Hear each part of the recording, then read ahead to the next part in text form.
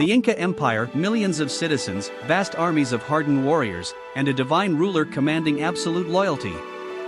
Yet, in 1532, fewer than 200 foreign soldiers would bring it all crashing down. How did one of the greatest empires in the Americas fall to a handful of invaders? In the 14th century, the Inca Empire began an explosive expansion across the Andes Mountains. By the early 1500s, it ruled the western spine of South America stretching from modern-day Colombia to Chile. They called it Tawantinsuyu, the land of the four quarters. At its height, the Inca Empire was the largest in the pre-Columbian Americas, held together by absolute monarchy, an elite class of administrators, and a deeply religious culture. Their emperor, the Sapa Inca, was not just king, he was considered a living god. The Inca army was vast and diverse. Nearly every able-bodied man between the ages of 25 and 50 could be conscripted into service. Men from different regions brought their own weapons and fighting styles, slings and bolas from the highlands, spears and clubs from the coast, and bows from the east. The empire could raise an army of 200,000 warriors. They fought with star-shaped maces, obsidian blades, and heavy clubs, brutal weapons for close combat. Their armor? Quilted wool and cane helmets, sometimes reinforced with metal. And while their colorful outfits symbolized strength and unity, they were no match for what was about to come. In 1530, a Spanish conquistador named Francisco Pizarro returned to South America. Inspired by the conquest of the Aztecs by Hernán Cortés, Pizarro wanted his own empire to plunder. He convinced Charles V of Spain to fund his mission and was granted royal permission to conquer the land south of Panama.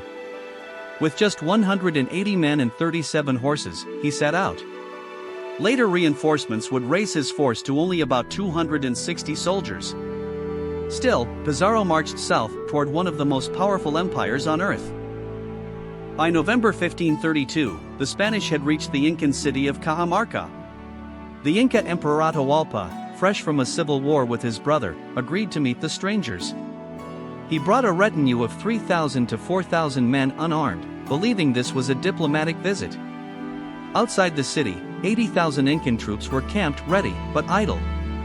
Pizarro and his men hid in the buildings around the city square. They prepared an ambush.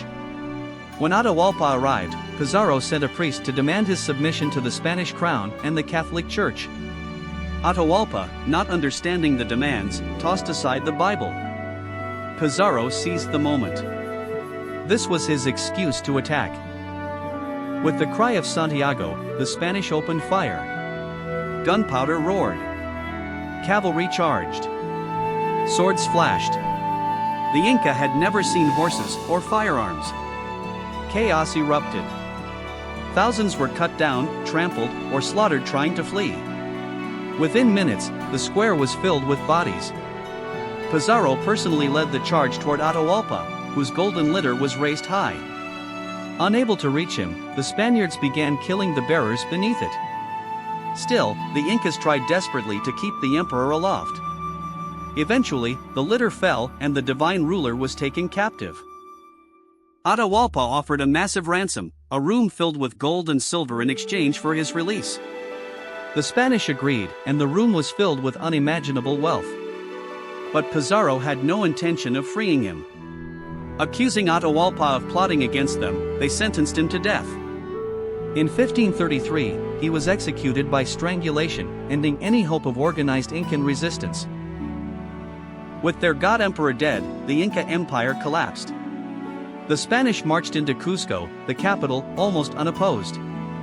Though rebellions and guerrilla warfare would continue for decades, the central structure of the empire had been shattered. But how could a force of just a few hundred conquer a population of millions? The Spanish had guns, steel, and cavalry, all unknown to the Inca. They exploited the shock factor, superior tactics, and psychological warfare. Deadlier still was disease. European illnesses like smallpox had swept through the empire before the Spanish arrived, killing as much as 90% of the population, including the emperor before Atahualpa. And finally, religious beliefs prevented the Inca from acting decisively while their divine leader was under threat. The result?